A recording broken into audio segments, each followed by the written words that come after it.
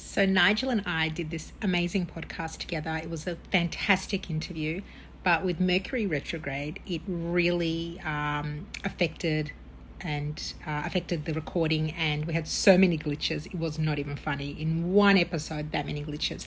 I was thinking to redo it, and then I thought, you know what? No, I'm going to keep it so that everybody can see what Mercury does during this time. So I've kept all the glitches, kept it all comical, and I hope you enjoy it. Hello, everyone. Welcome to the Soul Diary with Melbourne Psychic Medium, and my special guest is Nigel Stanislaus. Thank you for joining us today. I want to give a little bit of a background. So Nigel is a makeup artist, hairstylist, and a speaker. He has taken his creative gift and traveled around the world. He has been a judge on Asia's Next Top Model. Wow, hello. Working with faces like Tina Rina, Jenna Dewan, Bella Hadid, and Adriana Lima, just to name a few. Oh my gosh. Wow. Okay. What first sparked your interest in this industry for makeup artistry? Like, what was the Oh, it was the magic of transformation for me. connection? What was your, like, how did you know it was your calling? It was the magic for So tell me. transformation.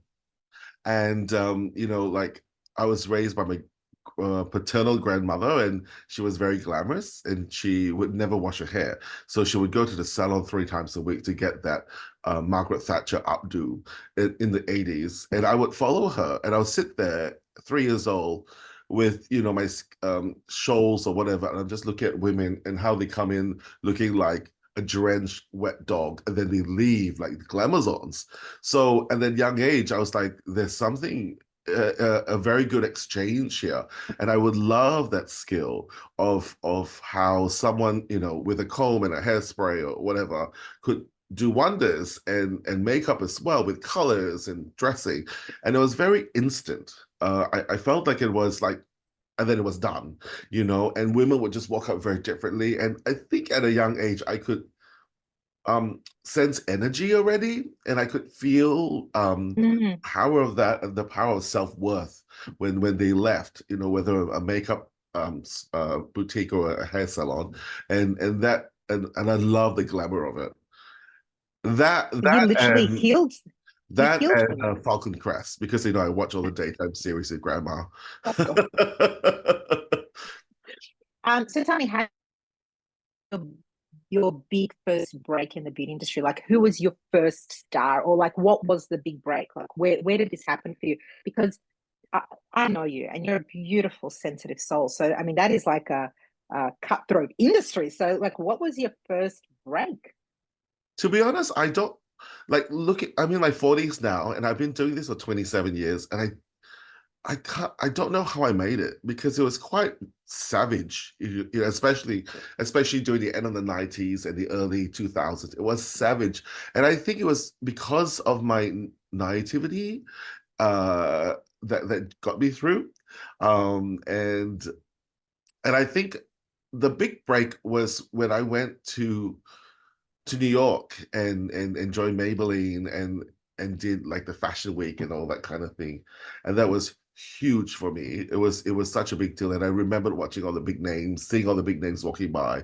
Like, there's a Naomi, and there's a Linda, or whoever that walked by, and that was such a big deal for me. Those faces that I read on magazines and things like that. Like, I used to buy the magazines as a 16-year-old boy. They were standing before me, and it was such a big deal. And also when Cindy Crawford came to Singapore, and that was my first ever contact with a supermodel.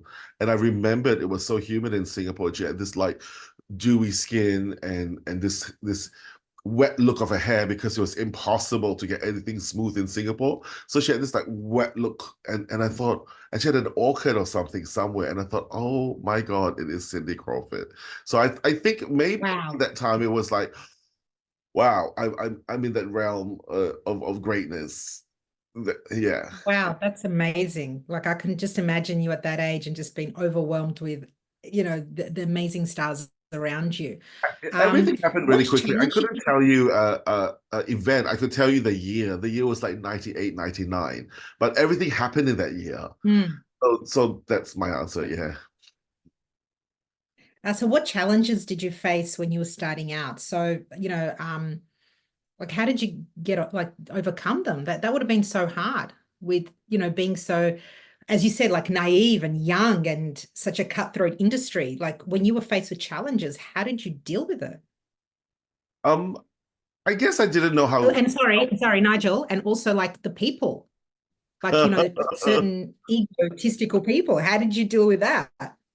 As I said, I was very naive, and all I wanted to do was just to hang around creative and genetically beautiful people because that's all I did was for years just like staring at them, and the power of beauty for me was like was so strong and in women and in men, like how do people exist like this, and I saw them wearing like the Ferragamo outfits down in the Bill Blass, and those were my very first shows to be a part of. And um Sorry, what was the question again? How did I survive? Yeah. um Yeah. and I just thought the best of everyone. I did think the best of everyone, and I didn't think of. I don't know if I went back with what I know now that I could survive it. I guess it's just because I didn't know anything, and I thought it was just a big Yeah. party, and that's the way it was supposed to be. And I put up with a lot. I I put up with a lot. I got, yeah, like anything that could happen, whether it was money or promises or credibility, like all of them, they were all taken away from me. And at that time, I would go back and cry for a day, and then I thought, we'll get back up again, that kind of thing. And I think at 46, all I can say was, and how did I survive? It's probably because it was my calling that I only knew about half the facts, and the other half of me was being my Aquarian side, just living in my own world and being very happy to go to a job that paid me $30 for a 12-hour day. Yes, Wow. some days were free. Some days I didn't even negotiate for a rate. I just turned up, and I loved it so much. And thankfully, I had Yeah. parents who had to spend dollar um to hand down to me to say, here's your pocket money, even though I was 18 years old and I was working so hard. Um, like I would cry, like such like people bully me because I look like this, I don't look fierce, I don't look like, No. and they could see it, and they would bully me, and and there's so many incidents, and I made it through. I remember crying to my mom and to my grandma, and when my grandma's still alive, and they're like, grandma would say, you go back and then you tell them this, and my mom would just listen and go like, well, what do you want me to do, and all that. So so I survived through a very maternal survival instincts of I don't know that English word for it, but in Chinese it's called ren, which is like to control, to hold it with your two hands, and just not fight back, and just tolerate it until it Yeah. passes. But And it's a that's a lot to hold in. Oh, for years. My gosh, I'm That's a still lot. So holding you would have had it. yeah. So, and Mm. now It's I time have to a lot. release. Yeah, and I've learned how to release little bits of it and stuff.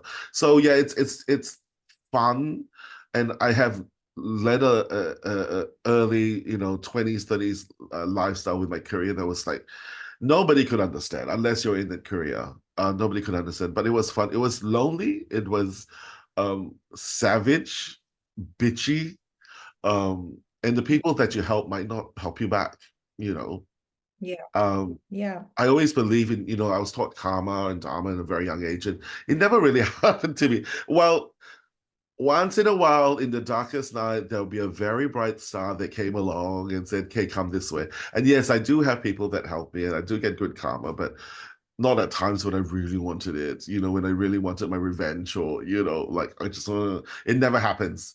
But in It comes times when when, we want it, Nigel. yeah. It never like I just want it, it never, yeah. But when I don't think about it, like good things happen to me, and I always land on my feet. So far, I have always landed on my feet. A cat with 9 lives. Plus GST, maybe 9.9. Can I ask you something? So I've got two questions. So the first one I want to ask you, I mean, I've got more questions, but these two I want to ask. So do you think going through all of that trauma, of, everything you went through, because that would be traumatizing to you to have to be dealing with certain people and characters, and especially if it doesn't align with your highest good, and you're such a giver and such a kind person, and then having so much ego around you and being bullied. And did you feel like you kind of, that's when your spiritual awakening happened? Like that's kind of when you became more connected spiritually in trying to work out like why you're going through this, like what's the lesson you need to learn, like why is this happening to you? Do you know what I mean? Like we sometimes we need to have something so traumatic happen to us before we step into that realm of spirituality to kind of search and understand why is this happening? Even I always say never ask why, always ask what the lesson is I need to learn. But do you think it was around when that was all happening, that after the dust settled, that's when you did a lot of your soul searching? I think it was during the best times of my life. The higher the peak, the lonely I felt, the Mm, lonelier I felt. And I felt there were a lot of my career, most of it was in Australia, and never did I understand or understood what tall poppy syndrome was, because one day they could be your friends, and then if you became the director of an international brand, suddenly they're not your friends, and I didn't understand what that meant because I never, coming from Singapore, like we're like, I don't understand, why everything I say now is a flex or showing off, or and yes, I did do Adrian and Lima last week, and why can't I say that? They go, oh, name dropping again, that kind of thing. But I just wanted to share with you what happened in my life, and that was what really happened in my life, for example. mm, And it came to a point where I was very lonely and I was very desperate. Um, and those were the most successful times of my life. Whether I signed on for Maybelline and was on a TV show.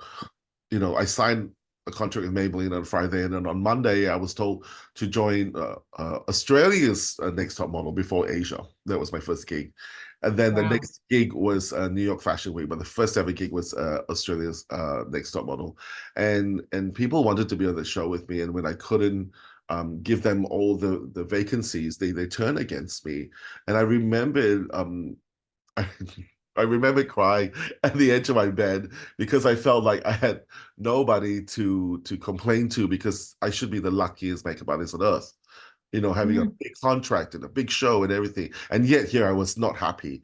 So I cried and I go like, can someone please um tell me that you're out there or something? Like I really needed just a touch base. Like I don't need you to solve my problem, but I needed to know that there is a law in the universe. And I'm born Catholic, but I didn't know if there were angels or guardian angels or guardians or whatever. And as I gave up, I promise you there was this hug that I felt at the edge of my IKEA mattress bed. Terrible bed mattress. And I felt that hug. And I felt I felt like I was safe. And then I realized there and then that, hey, that there is something besides me and my makeup case, out there in this universe. And then I moved to New York, and in New York, everybody's like lives on top of each other, and we go to work, and you look at the call sheet, and there's so like very big flex, like, oh, today I'm doing Coco Rocha for the cover of L'Officiel magazine, and I turn there and everyone's really like wow. stressed, and I'm doing the makeup with Coco. The only person that wasn't stressed was Coco Rocha, and she was there telling me about her neighbor next door who were elderly sex therapists, and I go like, tell me more about them instead, and we had this cute cute relationship with during the shoot, and but everybody else was just very neurotic, or I don't know, maybe there was a lot of money into the shoot and the projects and stuff like that, and I needed some sort of a backup. And on my 35th birthday, as I was miserable, on paper, I was working with the top celebrities. John Legend, Mm, you got it. Anybody, you got it. But I was so miserable inside, and I felt like, again, I had no one to tell, because people are like, oh my God, Nigel, you're living in the best city in the world. You're working with the best people. You got all this money. Why are you upset? But I felt like something was. not there, and they took me to this crystal shop to get my aura read in a photograph, and I rolled my eyes. I'm like, all right. And this lady, and she took a shot of me. She took a shot of me, and it came out, and it was all blue, like blue. And she said, "Oh my gosh, you have the same color as the Dalai Lama or something, and you are a Wow. person of communication because it's all blue." And I at that time I'm like, "Girl, what? How much do I owe you?" Talking about. Like, and I was like, I just want to go yum next door. Do you mind? Like, I'm here for my friend. I know it's my birthday. And she started to talk to me and she said you needed a smoky quartz to ground you and all that kind of thing. So I said, fine, put it in the bag. How much do I owe you? Like, what is it? And I got in and at that time I was quite, younger, less I guess in the moment I was less empathetic. So I don't talk like Yeah. this now. I spoke like a New Yorker. Like, what do you want for it? Like, how much do I owe you? Is it done? Like, come on, hurry up, let's go. And that was my momentum at that age. And when I got back and I started to meditate, and I must have done it right. You obviously did. I did, and it went, oh my gosh, like it really hit me and something shifted in me and suddenly there was another dimension that came out and I went like, oh my gosh, I could feel it. And the next day when I went to work, like suddenly like it was an awakening or something. I could like feel energy. You did. You had a spiritual awakening. That's what it was. And I was like, oh no, you're like poo poo. No. I like this. I like the lady who made the coffee. She was really nice, like, oh. I started to live my life like that. And before you know it, I adopted all these crystals. And all this like crystal journey. Every time I saw a crystal shop, I would go in and adopt a crystal. And I would spend hours picking up Yeah. anything, like touching everything and I had all these crystals. My sister thought I was absolutely mad. My mother thought they're not solitaires. So How many carats? It's not a diamond. a 6 prong cushion cut. And I had all these I had all these crystals and I traveled with them. And I realized at one point that Miranda Kerr does them as well. Like she cleanses her chakra before she Beautiful. walks down the runway every time. So I started to adopt it and I loved it and I learned how to manifest and I became a much more spiritual person. Nowadays, I have little rose quartz tumblestone like hidden in my makeup kit. Love it. Welcome to So, the tribe, Nigel. oh, so that whoever I've done makeup for would feel absolutely loved, And complete and safe grounded. and beautiful. Yeah, and not Yeah. just like look at my lashes. So, Yeah, so so that, you're bringing in, being humble, and there's more to just this quick industry where everyone's floating and flying around and everything's quick, quick, quick. Whereas you're trying to bring everyone down and ground them and say, look, we can do this, we can still have it all, but let's do it in a grounding, loving way and love each other at the same time and respect each other in the industry rather than, yell at people and talk at them, not to them. You know what I mean?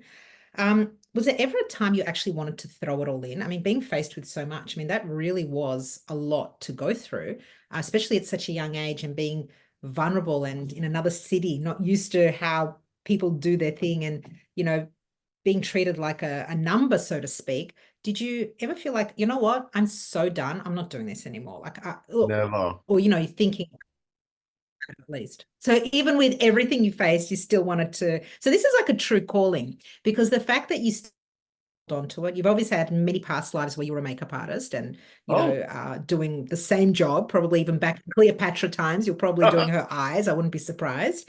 So, so you've obviously got not just a calling, but a connection, and it's a deep-seated one. And no matter what happens, you're trying to not fit in with the industry. You're trying to get the industry, your business, the industry to fit in with you, which is wonderful because it's allowing you to make it work for you in the new version of who Nigel is.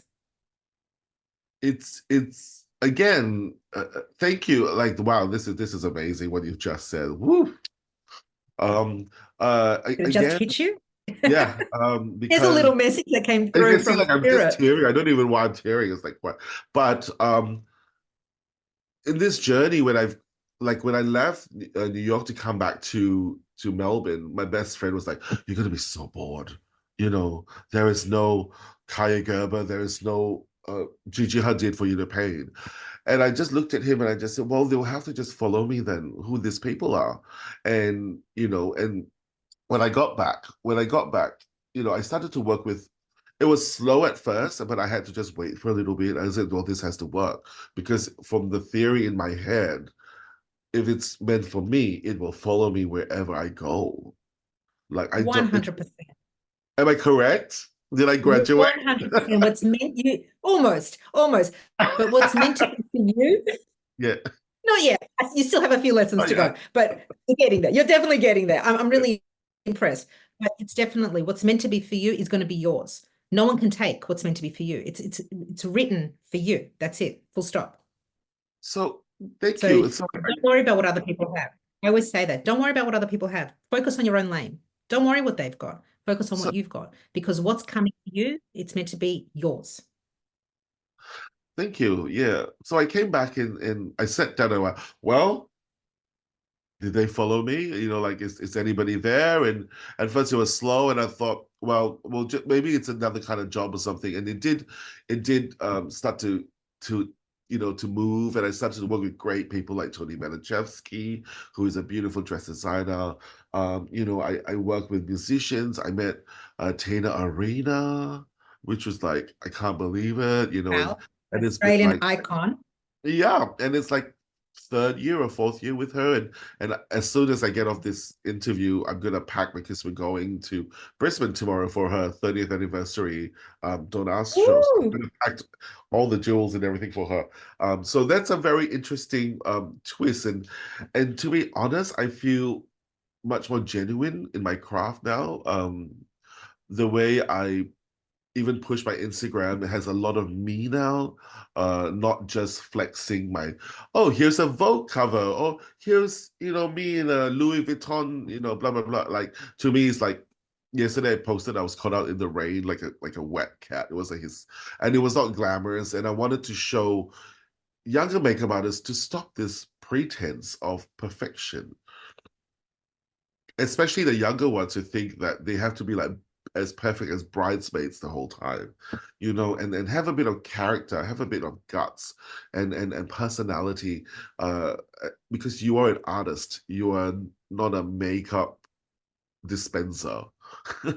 You're a makeup artist, Mhm. so do art, and when people hire, they hire you for you. And I wanted to teach, hopefully, the younger girls that I could still be me. And if you look at my Instagram now, it's not a Chinese menu anymore of like, I like this eye, or like, like when you go to a Chinese restaurant and you look down the photos and you go like, oh, I like Yeah, the yeah, yeah, chow exactly. mein with the beef or Oh, black bean, and you point at that one. Like my Instagram is not like that. It's about where I went, and how I felt, and the value of today, and things like that. And that's what I wanted to shift. And once in a while, yes, I would put in an amazing shot of what I've done.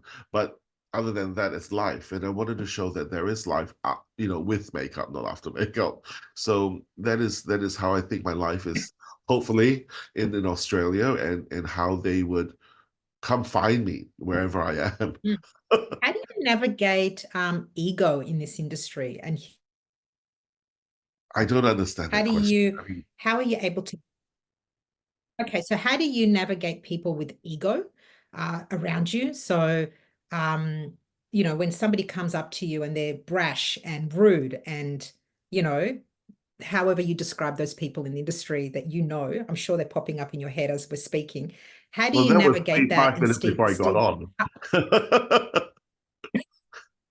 but how do you navigate that and still stay humble and stay grounded without them shifting you out of your Zen space? Because I know you've got, like you said, you've got your rituals. Like now, you carry your crystals with you. You try to this happening. So, when you walk into the industry, like when you step out of your safe zone at home and you go to work, not everyone's like you. Even though everybody needs a bit of Nigel in their lives, because you're a beautiful human being, and especially in the industry, they need to sprinkle more of Nigels around. But Hmm. how do you navigate? Like, how do you deal with that? Having that kind of energy and still trying to be grounded, polite, humble. Um, sometimes it doesn't work. Sometimes I know it's coming my way, but it's too powerful. Sometimes the ego comes, um, with the client or with the art director or with the photographer or the So how do video. you, yes, so how do you Uh, navigate it? Like, how do you Like I deal with still, it? I to be honest, I can't identify it, but I still get the initial shock. Like, oh, Like, but I can identify it much quicker than by the end of the day and yeah. wonder why I'm feeling so bad. But I could identify it like at Mm. 9:30 in the morning, go like, no, no, that's an ego. Let's try to maintain this. And the first step is I want to make them feel safe that I'm not here to show how cool I am or compete with them. Uh, being I don't know, like trying to be cooler than them. And sometimes they will just calm down, but some of the times they don't, and I just let them do them. And I try to understand that they have their own shtick going on, and I might not be there. They might have a fight with someone in the morning at home or something, and maybe they just want to lash it out on me, and I just have to have the wisdom to understand that. Okay, Mercury retrograde. Great. Awesome. Decided to play with technology. I should have known this, but whatever. Before we finish, I was going to ask, what kind of advice would you give to up and coming makeup artists? Like, what would you want to prepare them for and let them know, how to navigate this industry about being spiritually grounded and, like what advice would you give them before entering? I mean, the 2024 version of me would say, make sure that you're all sorted at home and you have done your housekeeping energy, in your energy field. And if you haven't, like even on your way to work, you like wind down the window and just let it go. Like literally let it go. Like I drive with my window down so I could just let the yuck out. In my mind it smelled like yesterday's cigarette smells, like just. Love it. Oh, And I then love that. when I get there, and I try to re-energize myself if I can, because I think that whoever that I paint deserves the best version of me, and I think the makeup artist should always understand that you are like a fairy godmother or a therapist, where when you paint their face, you're touching them. They If they tell you their life story, you're doing a great job because obviously you make them feel safe, and if they're sharing stories and pain of or happiness or love, then you know that there's a connection. Technicality aside, that is a lifelong journey to learn. Um, Energetically, I think, in that sense, you have to prepare yourself and be kind. And, Mm. don't get pissed off because, a poor little 21-year-old has split ends. I mean, she probably hasn't stopped working in 2 months and everybody else has blown out her hair. Like don't be that person and always offer to help. And if someone came with a bad eye or something, ask them how I can help you, and if there's a way to make your day feel better, because they too are people and humans. And I'm about to break into song, but I wouldn't because it's Mercury retrograde. But no, that's my backup singers. You know, people who need people. But anyway, um, so be kind, and although some days I might have failed to be kind because I'm human, and I Mm. have issues as well, other than my eyeliner not working. I've got issues as well, and I try to be the best person that I can. And Yeah. in the end, if all else fails, what I do is I just smile, and I realize that the power of the smile could really change the mood sometimes. Yeah. I love that, Nigel. I Thank just you go. so much. I love it. I love it.